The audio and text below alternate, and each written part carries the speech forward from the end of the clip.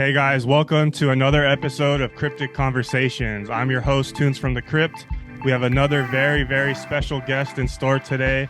Today's guest is Nathalie Jaspar, a writer, illustrator, and Reiki master with over 15 years of experience in the practice. Her mission is to deepen the understanding of Reiki practice in the world, and she has trained with renowned masters and centers worldwide to gain a deeper understanding of Reiki and its benefits. She's also a graduate teacher from the International House of Reiki and has also trained with the Center of True Health and the International Center for Reiki. To further enhance her knowledge and skills, Nathalie traveled to Japan to practice Zen Buddhism at the Chokai-san International Zendo. As an author, Nathalie has written the book Reiki as a Spiritual Practice, an Illustrated Guide, and the Reiki Healing Handbook. She is also the host of the Dive into Reiki podcast, where she explores the journey of high-profile Reiki masters and shares her experiences and knowledge with others. She has demonstrated Reiki at well-known venues and events, such as the Soho House, the New York Jets Athletic Center, and even Fashion Week. Through her work, Nathalie strives to inspire and empower others to tap into the power of Reiki and lead to a more fulfilling life. Welcome. Thank you so much. I'm excited to be here. Yeah, I'm excited to have you. I've been hearing a lot more about Reiki. It's getting a lot more popular over the past few years, and I'm still a novice. I know a little bit about it, but yeah, I'm definitely excited to chat with you about it and learn more about it, and so that way we can share this this practice of healing with our audiences. Awesome. And yeah, I remember when I started, no one knew about Reiki. Like finding a Reiki teacher was so hard. And now literally in New York, you stomp like the hand against the wall and 5 Reiki masters come up. Yeah. So it's become a little bit more popular. Yeah. Yeah. I guess to kind of kick things off then, why do you think that is? Why is it getting more popular like in recent years? I think so. Reiki practice originated in Japan and is like the basic Reiki practice, like the beginners, probably level 1. It's very simple and it brings like deep relaxation. It's basically touching your body in certain points, being present, bringing mind and body together. And the relaxation is noticeable. And any human being can do it. You don't need to be a guru. You don't need to have any special gift. Like it's just human 100%, but it has wonderful benefits. Yeah. So I'm wondering why it's getting more popular over recent years. I wonder why that is though, I think because we're all very stressed out, part of it. Yeah. And I think, honestly, also when it comes to wellness, it was very like probably starting in the 80s, but little by little it multiplied. And I think we reach a level of like enough practitioners that is noticeable. Also, social media helped us really spread the word. A podcast. True, yeah. Before you will go with Reiki to a TV station where they're like, that's like witchcraft, weird shit. Like, we don't want to talk about it, and wellness. And you have stuff like Goop that has made wellness into almost like trends. So people are more open to these things, Yeah. Yeah, I think that definitely is it. The point you just touched on there is, we're stressed. I've been talking about this with some of my previous guests, but yeah, I definitely think, since the pandemic, there's been a heightened sense of anxiety in the world. A lot of people are more anxious. I'm hearing it more and more, and I think a lot of people are kind of searching for answers to their problems, whether that's alternative healing. Like even for myself, like I never went to therapy, but over this past year, I started going to therapy. Well, hypnotherapy actually. So yeah, I think you're right. I think people are kind of searching for the answers. And I think, especially in America, I think in America, a lot of people are kind of tired of Western medicine, and I think people are, searching more into this Eastern medicine and Eastern way of things. And I think you highlighted something very important. The cost of mental health care is so unaffordable in this country. And also you're talking in a country, I grew up in a country where we have bombs and Molotovs and it was a mess. But here in America, everybody always had like the style of life was very normal. And then the pandemic really brought that fragility, like as a society, everything can go from one day to the other. So I think also that really made people like question their life and ask like, okay, what am I doing? Can I live with more enjoyment? But I think also is that like sometimes we will need a therapist, but it's $300 a session here in New York, right? Yeah. And even health insurance doesn't cover it. So I think a lot of these spiritual practices also standing in the way of supporting people instead of mental health, since it's not affordable. Yeah, yeah. I was talking about it with my last guest too. It's like, an American, the American way of things, they just want to prescribe pills. They just want to prescribe medication, and that's, it's not the best way to do things, really. I feel like that just puts a band-aid on the problem instead of really getting to the root core of the problem. So yeah, so just a second ago, you mentioned where you grew up. You said there was bombs and Molotovs. So that's actually my first question to kind of kick things off. Talk to me about your early life. Where did you grow up, and where did you go to school? So I have a little bit of a strange journey. I was born in Brussels, Belgium, speaking French and Oh, very European. My mom is from Madrid. My father is actually Belgian. oh And wow. then when I was 8 years old, I left very calm, very organized Belgium. And my mom and my family, we moved to Venezuela, Caracas, in Latin America. Yeah. And when we arrived, like it was like this vibrant, rich country. And like a few years after the economy collapsed, and we have riots, coup d'etats, Wow. all me growing up in Spanish. I didn't speak French at that time. And so I think it was a little traumatizing, but also made us very resilient. Like sometimes we had food Mm, shortages, we had to do a line and then like run for the piece of bread that was left. yeah. And, like I remember as a 19-year-old having people in my car and having to drive through Molotov on the highways. Mm. So again, not ideal. And then I went to Miami to visit my brother who had moved to the States. I'm like, oh, there is a life that can be actually peaceful without people shooting you, right? So obviously, I packed my bags, came without any English, moved to Miami. Thank God I got an American roommate and learned English. Hmm. And then got bored of Miami and drove to New York many, many years ago. So it's Wow. funny. Yeah. Yeah, when the pandemic, people were saying there was no food, and I went to Whole Foods and I saw there was like a third of the aisles. I'm like, there's plenty of food, people. You know, you become a little more resilient, but Yeah. you also have like, I also have a lot of PTSD from that time. Like, if you tell me Oh to go man. back there, I'm like, no. Oh man. Sorry to hear that. It was So fun though. We did party a lot. oh yeah.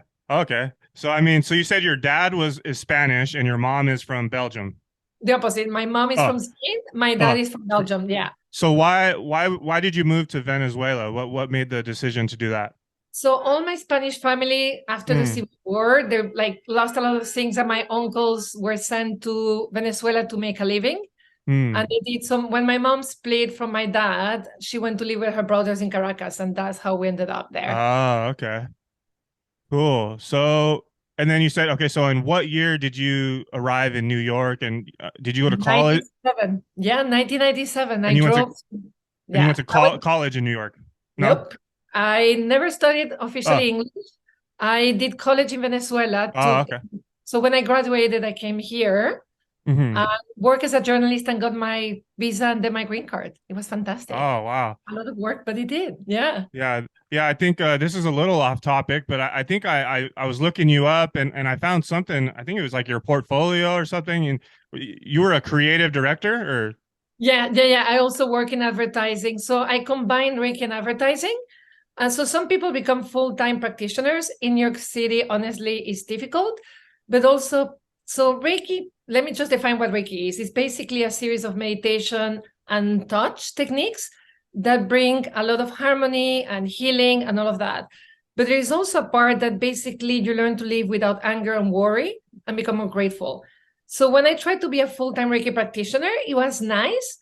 But I found that actually combining it with my work in advertising, where stress is high, where everything's uh, subjective, not everybody's always very sane, really brings my Reiki practice into life. Like because not everybody can live the Reiki, like the life and become a Reiki practitioner.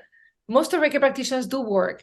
So for me, like being able to go to my work and put all those principles of Reiki practice in literally in real yeah, life practice has been a source of growth that I really enjoy. And uh, I also have a very creative side. I'm a writer and I actually enjoy doing that work as well. nice. Yeah, Yes. the reason why I ask is because I'm a writer myself, and I work at an advertising agency, and That's crazy. it's been about I've been there 3 years, and but yeah, I mean, one day I would like to become like a creative director. I really enjoy it. So It's yeah, fun. that'd be And cool. For me, actually, I can only do it because of my Reiki practice. I couldn't deal with the stress before. Mm-hmm. I even quit once for a year because I couldn't take the stress of advertising. Oh, I had wow. burnout. Yeah. And with Reiki practice, I found that I enjoy my career more than ever. So, Ah. Ah.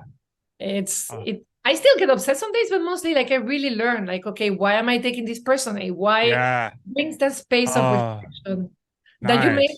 want to need if you ever want to be a creative director. Yeah. Cool. Okay. So that, yeah, brings me to my next point. So, yeah, talk a little bit more about your journey to becoming a Reiki master. What inspired you to pursue this path?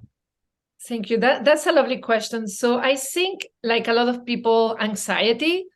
When you're like young, anxiety, you go party, you can kind of overcome it somehow. But when I reached my 30s, and again, I was working between journalism, advertising, they're not really relaxing or very structured jobs. And anxiety became so bad that I needed a way to cope. And I Google, was the mid 2000s. So Google was already like kind of active, but not as huge as now.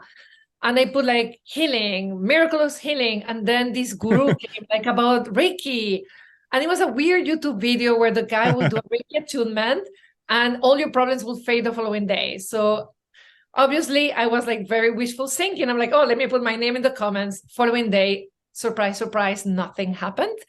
But I kept with that bug of what Reiki is. So I started doing some research and then I did my first training. Mm. And again, at the time, it was difficult to find a teacher. My teacher wasn't the best, but intrigued me. And I kept looking for teachers until I found the right ones. And I fell in love with the practice. It's very simple. Mm-hmm. It brings you back into your body, which I don't know, especially creative people, we're not. We're always in the head and like Oh, yeah. dreaming is. So it made me very grounded, but also it made me more compassionate and caring towards myself. I was the kind of Mm. person, I will do everything to help you, but then I will not sleep. I will not take good care of myself. Like I will be very Mm. hard on myself, really push myself like to the edge. And Uh, really brought that balance, but mostly the compassion and acceptance of who I was, because I wow. think as I grew up, because I was too Belgian to be Latina. I was too Latina to be Belgian. I come here, I have a Spanish accent. People treat me like I'm not really smart, like I'm an immigrant. So I was always an outsider. Yeah. And I think with Reiki, there was a sense of belonging and okayness Yeah. to what I was. Wow. That really, so I think I still have anxiety. The world and the news are bad, but there's no anxiety of not being happy with who I am. There is a Yeah. deep acceptance of that. And that was a beautiful gift. Wow. That's an awesome story, man. I love that so much. Yeah. I can definitely relate to you as well. I'm half Mexican and half Mexican, a quarter German and a quarter English. And I can relate to you. It's like, with on my Hispanic side, I'm too white, and then with the whites, I'm too too brown, I guess. I don't know. So it can be kind of confusing, I can relate Yeah. to you on that. Okay, so you touched on it a little bit. So tell the listeners like exactly what Reiki is, especially for people who may be listening and they don't know what Reiki is. Talk about what it is, and how it works and what type of problems it alleviates. Absolutely. So just to give a little bit of background, Reiki was invented in the 20s in Japan, 1922 to be exact. And there's this man, Mikao Usui. At that time, Japan was a little bit like here, right? Healthcare was super expensive, and they were just starting to have hospitals because Japan modernized very late in history. Mm-hmm. So, and most of the healers were priests, Buddhist priests, esoteric Buddhism. So this guy, he was like a little bit, probably like you are and I am, that like very curious, doing 300 things at the same time, and he wanted to really explore that thing of healings. And in Japan, I didn't know that before. There is also a long tradition of hands-on healing, of placing the hands to direct the energy and heal. And for them, the term energy key is like for you and I to talk Mm. about water, right? You say Mm. energy in the West world Uh, is magical. For Japanese, like everything is key related. You go to Japan and like, yeah, that's energy. Like it's normal, right? wow. This guy trained, studied, and then he did a very long meditation and he got sort of enlightened and he came up with this healing system that everybody could access. And basically, what you have, Reiki is a series of meditations and touch that basically awake your healing abilities inside. So every human being can self-heal, and you can see it. If you cut yourself, it heals by itself. So what Reiki practice does is it speeds up that healing when it's physical, but it also really empowers emotional healing, spiritual healing, mental healing. So if you have been stuck in a pattern for like 20 years, Reiki can really help you like, hey, this is an insight that will come up and will help you break from that pattern. So, and it also, basically, you have a Reiki session, you will be deeply relaxed, and then things will start moving in all sense, and you may be able to release trauma, you may be able to release sadness, grief, but also unless it's something, there's stuff like, for example, cancer, you need to go to hospital. But back pain, everything that is stress related with Reiki sessions improves greatly.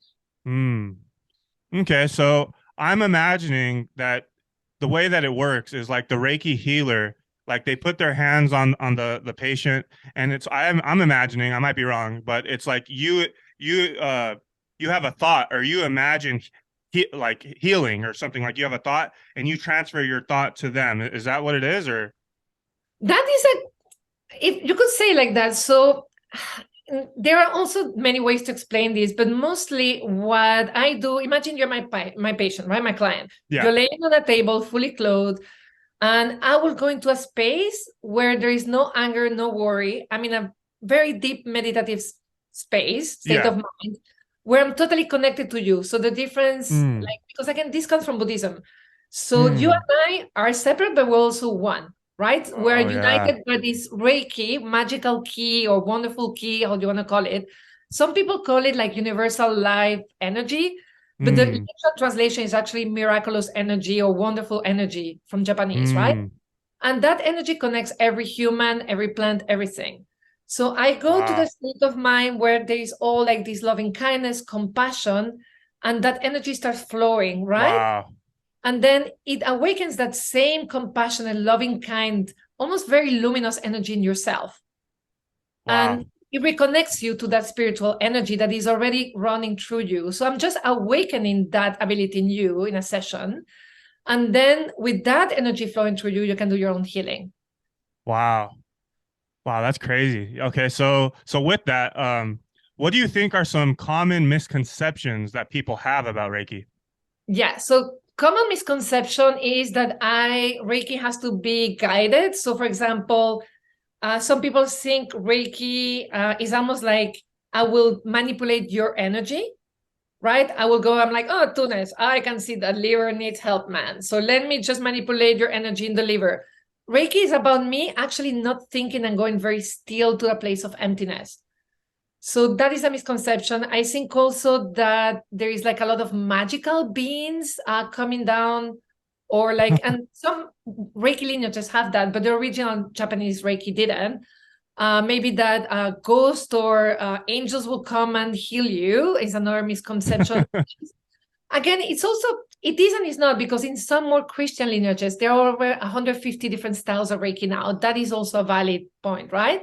I think the one that sometimes worries me the most is like you think because you take a Reiki training, you already know everything there is to know. And a training is just the beginning. Again, it's a Japanese practice. It's repetition to go deeper into it.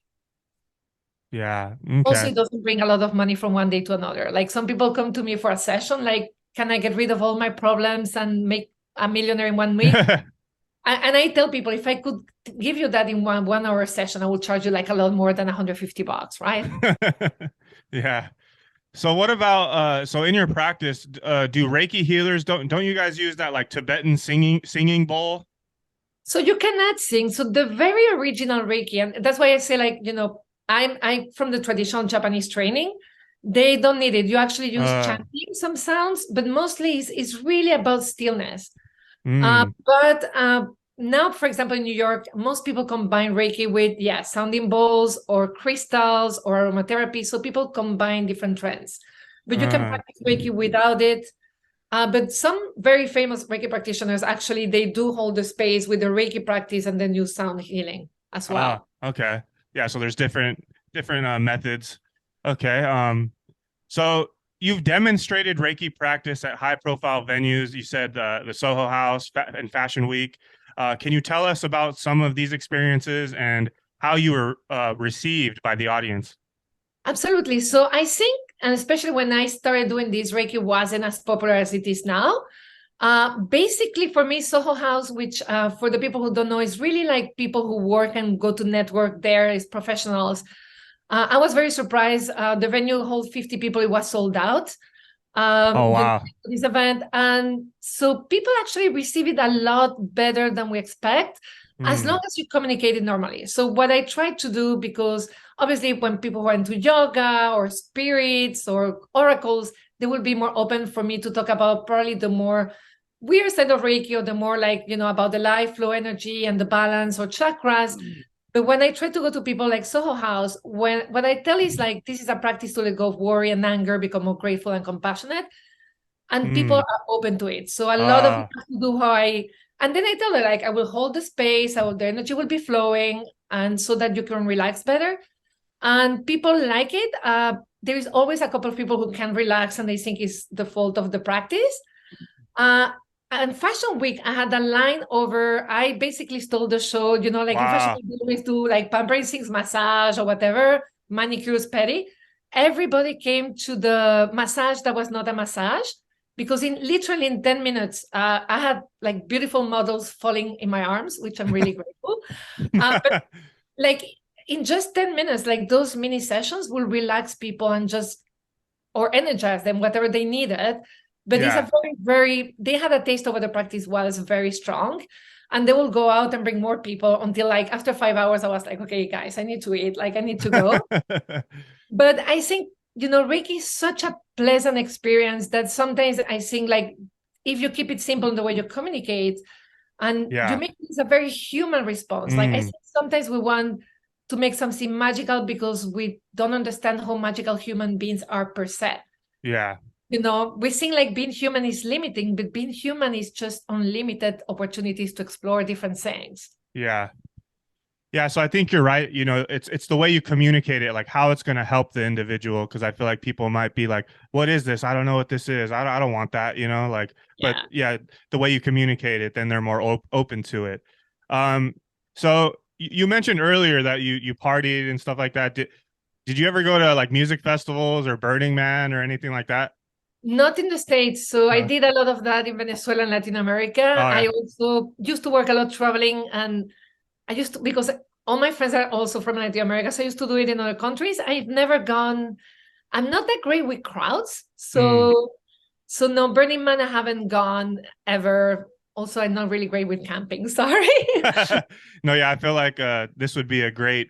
I'm sure they do this all over Burning Man, this Reiki stuff. Also, so we touched on Fashion Week and we touched on Soho House. I think I read too that you did it for the New York Jets. Yes. So the New York Jets, they read somewhere that a coach was using Reiki to help the players. And I think the New York Jets at the time weren't doing that hard. So I actually practiced with the three trainers. And they wanted to see if Reiki could help them. And it was a very fun experience because the first trainer comes, and they have these massage rooms that are perfect for Reiki. And he's like, what is this? I'm like, oh, this will relax you. And I tell him aloud, it's like, he laughs at me, goes on the massage table. 3 minutes after, he's snoring, like completely relaxed, sleeping, snoring. Then I wake him up and he's like, oh, I didn't fall asleep. Right. But outside, so the next trainer comes. It's like, I'm not going to fall asleep. I'm like, okay, lay down and just do this and do that. Take a breath, puff, hands on. And then the third trainer also did the same. Like, I'm not going to fell asleep. So they loved it, but they were like scared it will take the edge off their players. But it was very beautiful because those were people who were skeptic. They didn't believe in this. And then I could see in their face, like, how could I fall asleep with this lady? Like, that's the only place where I felt a little bit of resistance. Like, even though they fell asleep, there's like, no way, we cannot do that. Like, what is this? You know? Wow. It was a lot of fun. So you did it on the trainers, not the players? Not the players, because so the players at the end, no, they're very protected. They have only 4 hours or 5 hours at the center to train, to play. So they're very, very protective of this. And this was like the trainers' interview to give it to the players. Yeah. But literally, they were so scared that the players will fall asleep in the field. Yeah, it was very. But either way, though, I still think that that the players, their performance, probably has a lot to do with the trainers and their coaches. So, Yeah, you getting in with the trainers and the coaches, it'll be like a ripple effect to the players. So, absolutely. yeah. Okay. So, how do you think Reiki can benefit people in today's world, particularly in terms of mental health and well-being? I think, well, the first thing I will say, I will always, if you really have issues with mental health, to combine it with therapy. I do therapy myself, so I don't think it's a replacement, and especially if you have, some certain illness that do require some medication. Like, I do think Reiki is very complementary.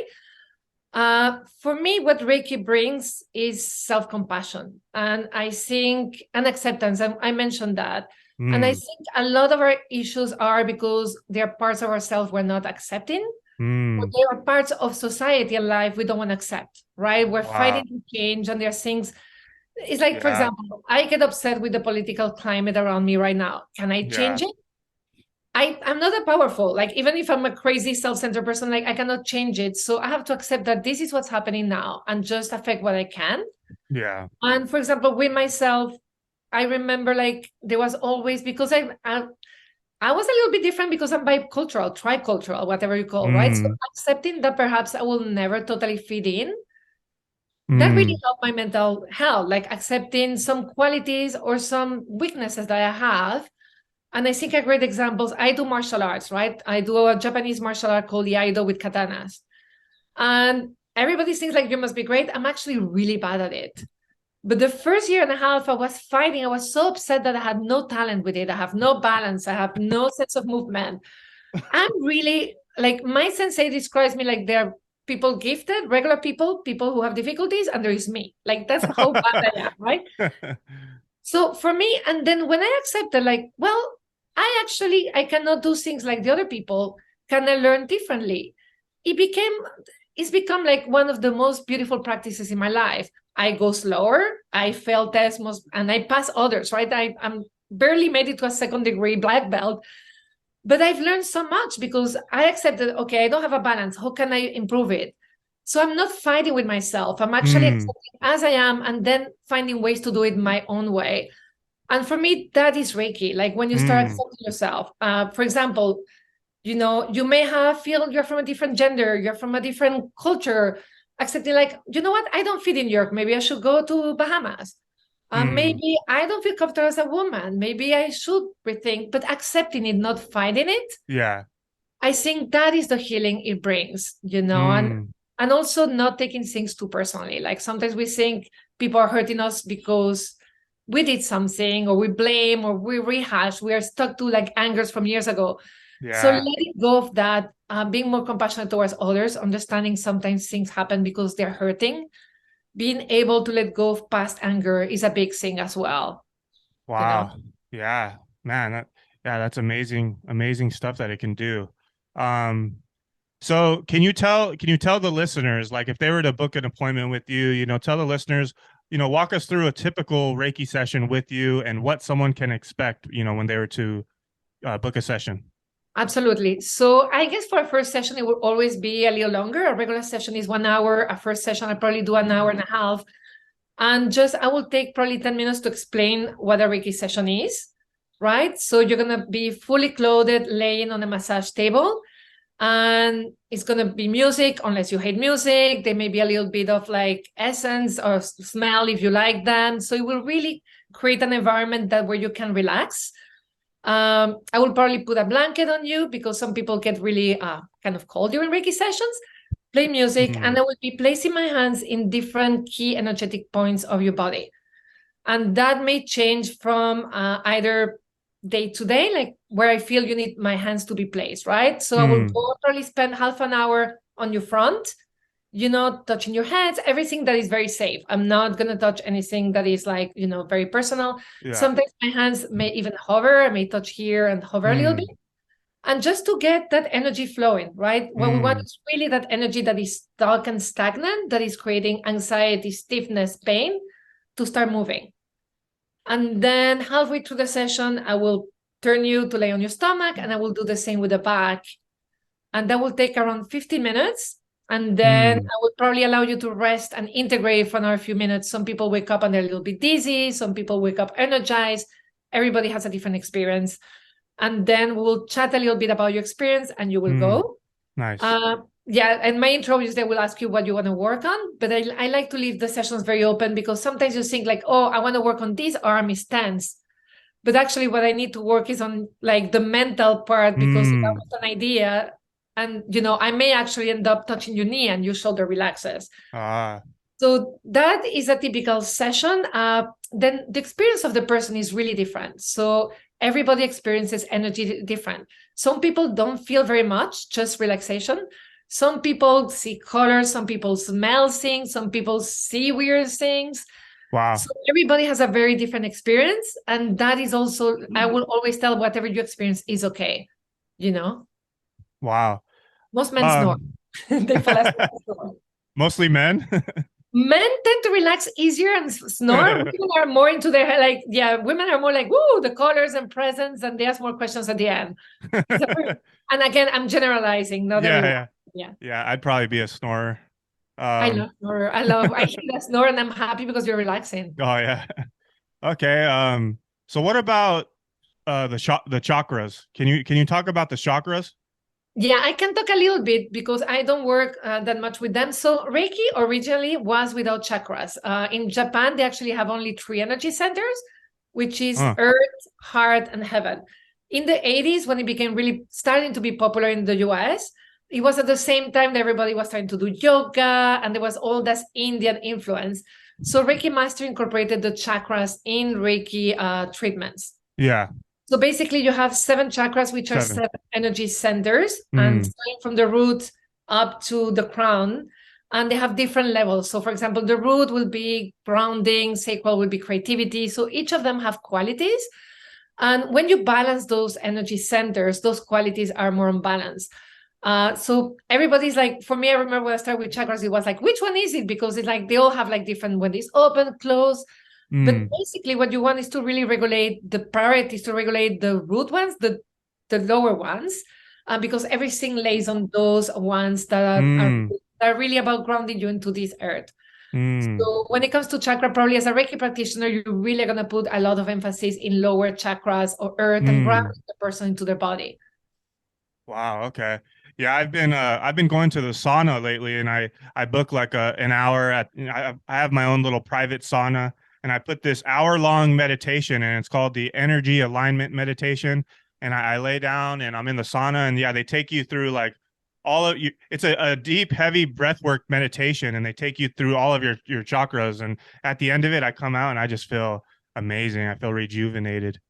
But and if you think about it, both, even if you work the Japanese way with 3 or with 7, more the Indian way, when you have your awareness in these centers inside your body, what you're doing is bringing the mind back to the body. Yeah. A lot of people is like, why am I always so dizzy, so all over the place? It's like, because your energy is about everything you're thinking. And it's not in your body. And that's why you get drained. That's why you're tired. And people's like, I don't know why I'm so exhausted. I'm like, well, your energy is always in the future, in the past. Yeah. In your imagination, your dreams, those things you want to manifest. So this kind of meditation where you're, for example, visualizing color spheres of the chakras in your body. Yeah. What is happening is where is your mind? It's back with you. So your energy is back with you. So that's why you're feeling like, oh my God, I feel so good. Because you're not in the past, you're not in the future, you're here. Yeah, present. Yeah. Yeah. Yeah, wow. Okay. So you've also studied Zen Buddhism. How do these practices intersect, and what have you learned from both?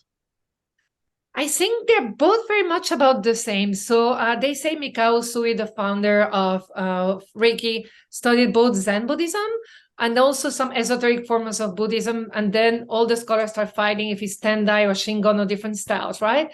So when I went to Zen, the Zen school, I felt like there was too much for Reiki. Like there were too many tools, too many techniques.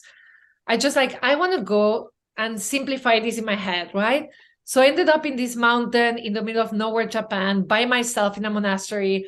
There were sometimes a couple more people. I spent 3 weeks there, and I was meditating 5 to 6 hours a day in a mountain. Wow. And then studying Zen Buddhism. And Zen Buddhism simplifies a lot of what Buddhism is, right? It's really about developing this compassion and, you know, a few things, but it gave me the roots of understanding of where Reiki came from. And so Reiki didn't become a technique or a tool, it became a spiritual practice. I think a lot of times we train Reiki or we take a Reiki tool and we see it as energy healing or a technique to relax. And it's actually a very deep spiritual practice that has its roots in Buddhism and Shinto. So it has very deep roots. And another thing that is beautiful, and I have it here, there is the kanji, the characters of Reiki in Japanese. It's gonna probably be a mirror, but this is basically a shaman praying for rain, spiritual rain that falls on the mountain, and there's the rise and the steam goes up. So basically that's it, the rise, the steam goes up, and then becomes clouds, and the shaman brings it down to earth, and it's a spiritual rain. So when I was in Japan, I was in this mountain, and it was the end of the winter, it was the beginning, it was like spring. So the snow was melting with the sun, falling into the rice paddies that were just starting to grow, and then the steam will go up, and then it will rain, right? So I think what Japan and the Zen monastery gave me was an understanding of the roots of Reiki at all levels, right? Here we are, like this was the characters of Reiki happening, right? That life force from the earth, you know, feeding us, and then also creating that ability for spiritual rain to fall. It was very beautiful. Wow. And I hope that made sense. I don't know if okay. I can imagine that was a very magical experience. So you said you did for 3 weeks you meditated for 5 to 6 hours a day. Yes. How was that? Like, talk a little bit about that. How was that?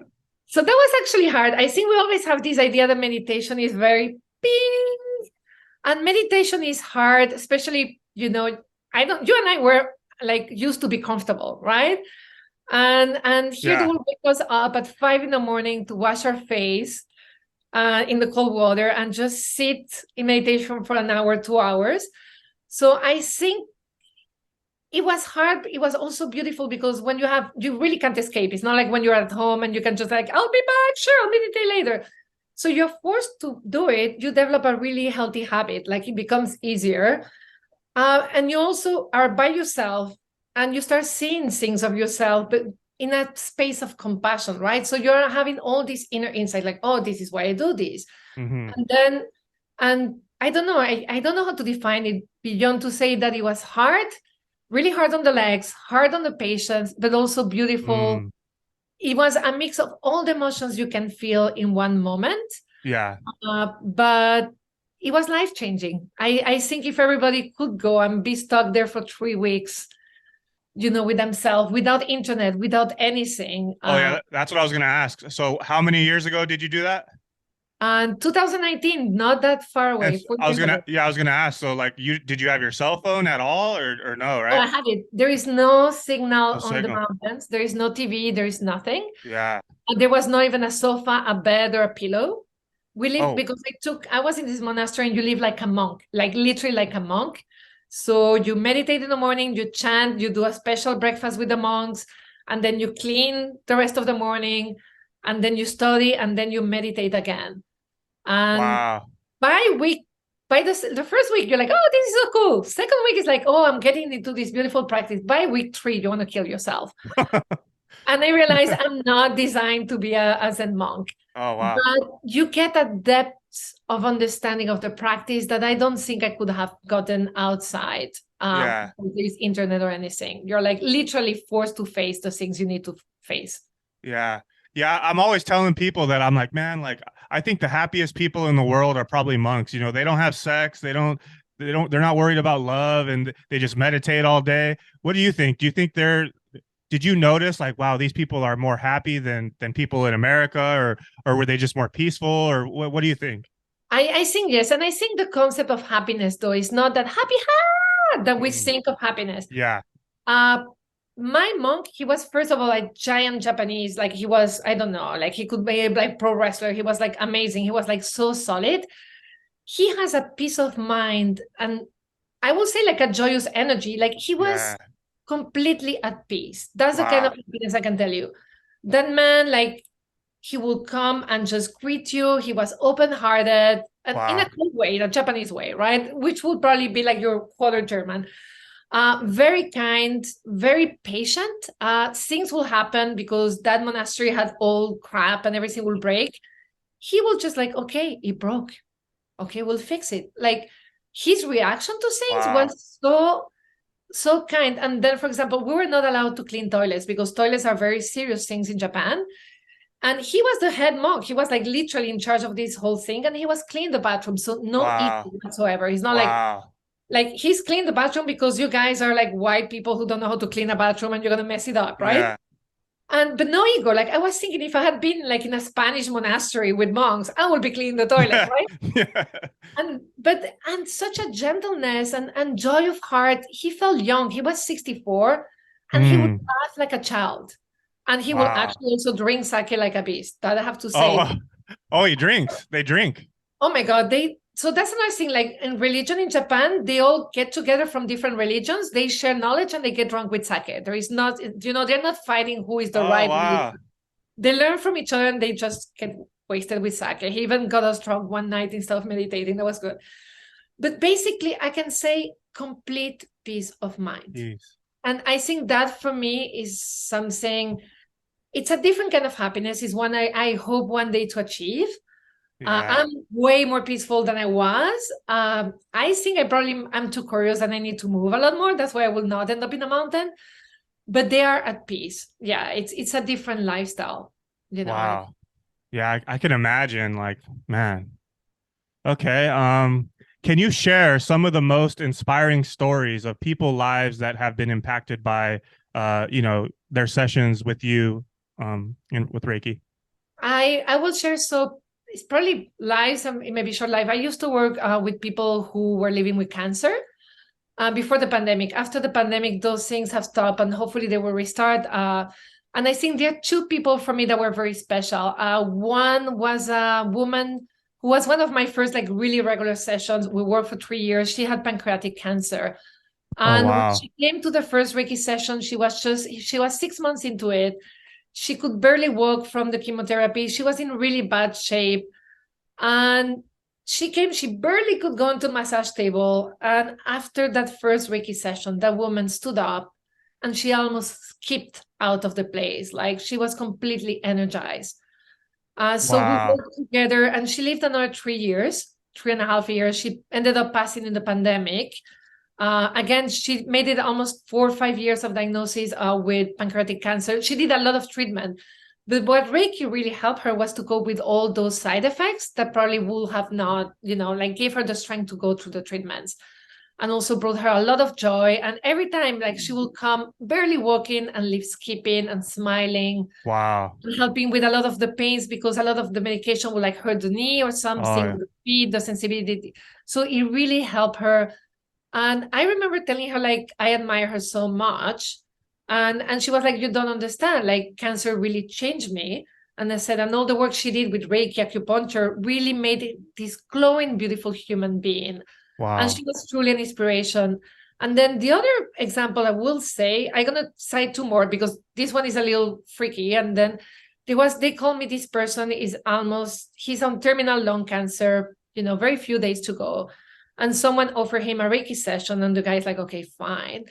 So I went to his home, he's on a sofa, offered the session. And at the end, the man will not even talk to me. He just looked at me like I was like something weird. I'm like, oh my God, what did I do? I hope he's well. So I talked to the wife, I left. And then the wife called me and said he hadn't been that relaxed and so peaceful in decades. Like the man, and then he passed away like a couple of weeks after, but the woman said like, thank you. Like he hadn't felt this at peace. Like he couldn't even remember. So that is a beautiful thing. And I think the last story is for someone more regular who hasn't cancer. And she started having this Reiki session because she was going through a deep depression. And it took 6 months to a year sessions. I don't remember exactly the dates. And that person, little by little, started finding her way. And she basically now is out of depression. She takes care of herself. But she's been living a full life. She decided to move countries. So she made a decision she should have done a long time ago. And she moved to Europe and she's thriving there with an easier lifestyle, less hour work, and she's very happy. And and also repair a relationship that was broken with someone. So that was very beautiful as well. Wow, that's awesome. I can only imagine how fulfilled you feel with, with this work. You're helping people Yeah. change their lives. That's awesome. So, what advice would you give to someone who is interested in exploring Reiki for the first time, but they might be hesitant or skeptical? I will say go without expectations, right? So don't try to just go and experience and be very present for the experience. But what I would really recommend is to check and be careful who you do it. So a lot of people take trainings in Reiki and you get a certificate of Reiki master in 3 days, and you may even do it online for $20. That doesn't mean that person is a good practitioner because they don't have the practice. So I will Yeah. really try and check someone that has great reviews, that has been practicing at least for 4 or 5 years, or if it's Mm, 1 year, at least very steadily, yeah. right? Also, someone who's not promising you that in a session or in 3 sessions, they're gonna find your partner, abundance. Mm, Someone who's not over like saying that give me 3 sessions, $500, and everything will be solved. yeah. Over promising. Yeah. Yeah, someone who's very like down to earth, has experience, and understands that you're also doing your own healing with their support. Nice. Okay. All right. Well, I guess kind of closing it out, so what's next for you in your Reiki journey, and what projects are you working on, or stuff that you're excited about right now? Oof, so many. I come up with more ideas and that's probably common to you too if you're in advertising. Hmm. So I'm working on my third Reiki books. Nice. I'm a little late and slow. It's basically interviews with 21 Reiki masters, very high profile around the world. Wow. And each Reiki master has an illustration. So that book, all the interviews are done. I'm just in the editing process. So I'm hoping to do that before the end of the year. I also growing my Patreon. So again, as I mentioned, people train and then they don't really have like enduring, like where to practice or how to be guided. So all the stuff I learned in martial arts in Japan, some people cannot go to Japan. They don't have the chance I had. So I have these weekly trainings where people can just join and also do that. So I want to deepen Nice. that. And then I'm really working on bringing a little bit Reiki and martial arts together, bringing and creating almost a special program like where you can learn the best of martial arts and how it will impact your Reiki practice. So that's the third thing I'm working on. Train a special training, taking some martial arts techniques that you don't need to be fit to do, but like they're mostly on the mental part and Mm, incorporating into Reiki. So I want to do that training as well. nice. Yeah, I can tell you're very passionate about this. So with that book that you just mentioned, so you said you interviewed Reiki masters around the world. How many did you interview, and how did you do the interviews? Were they over Zoom or? Yeah, they were over Zoom. So I work as a journalist for many years. So I have some training. And during the pandemic, I was like, I cannot give sessions, I cannot give training. And I don't do a lot of online training. So I'm like, okay, let's just interview people. Mm, And it was fantastic because I literally started like cold emailing people, like, hi, I'm starting up. And everybody was very, very nice and said yeah, yes. yeah, So I decided to go for content over perfection, and the same quality, the same frame I did. I used my computer, got a microphone, yeah, and I went for it. And it's been one of the richest experience ever. yeah. I've met people everywhere. And now, for example, I went to Spain and then I ended up meeting for coffee the woman from Spain. I have Reiki friends around the world, but Wow. mostly they're also from different Reiki styles. So that Mm, way, for example, Reiki practitioners have a chance to see, oh, maybe I want to also train with these people or this kind mm, of Reiki. And also bringing that importance of daily practice, right? The importance like, hey, this is not just a training. This is just not an initiation. There is a lot of richness to this practice if you just stick to it every day and do a little bit. yeah. So how many masters did you interview for the book? 21 for the book, but I'm 21. still doing that. So I'm Yeah. interviewing one today at 3 p.m. So I'm already Ah, around 30, wow. 30 something Reiki masters. Oh, Yes. that'll be awesome. That's a cool concept, cool project that you're working Yeah. on. Cool. So with everything discussed, how can we empower people to become their best versions? I think by breathing, I pausing and breathing. It Mm, sounds very simple, and I think we underestimate, but at the root of like a good Reiki practice, there is a lot of breathing and pausing. Probably the same in meditation in Zen, the same if you do sound healing, right? You need the breath like to really be or to create sound. I think, and first of all, is that reminding every human they have power inside. They have that beautiful light inside. It's just covered by a little bit of crap, or sometimes a lot of crap. You have to believe there is that light inside. So breathe into it, pause, just don't react so fast, and just connect to the light through the breath and move on. Like you have to believe that light is inside you. Wow, yeah. So what about, I'm imagining someone like you, like, do you spend a lot of time in nature? Do you go hiking and stuff, or no? I love cities. I Oh, adore cities. I was born in a city. I spend a lot of time by myself in my house. Yes. yeah. I spend a lot of time doing things I love, drawing Mm. in silence, obviously meditating and practicing. But I do have a park in front of me, but no, I love building on asphalt. Oh, okay. Sorry, I know it's weird. Yeah. All right. Well, I want to thank you for your time. You're very insightful. You have a lot of information to share in regards to Reiki. I want to thank the listeners for sticking around to the end. And yeah, go ahead and plug all of your information, and I'll also add it to the description of the video. Thank you so much. It was such a pleasure to be here. Yeah. So yeah, your website and social Oh, media. I'm Yeah. sorry. That was okay. So you can search for Dive into Reiki, Mm. and I'm pretty consistent. So you can search for that in YouTube and see the interview with the Yeah. Reiki Yeah. masters. You can also obviously search for that on Instagram. I post a lot of like things that can really help with Reiki practice or understand Mm. Reiki practice.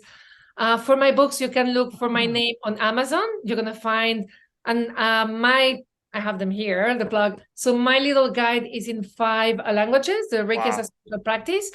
So anything that is not Asian will be there.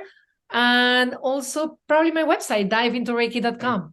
Perfect. Yeah, and like I said, I'll add all that information to the description as well. So I want to thank you again, and it's been a pleasure, and you have a great rest of your day. Thank you, you too. Lovely to meet you. Bye.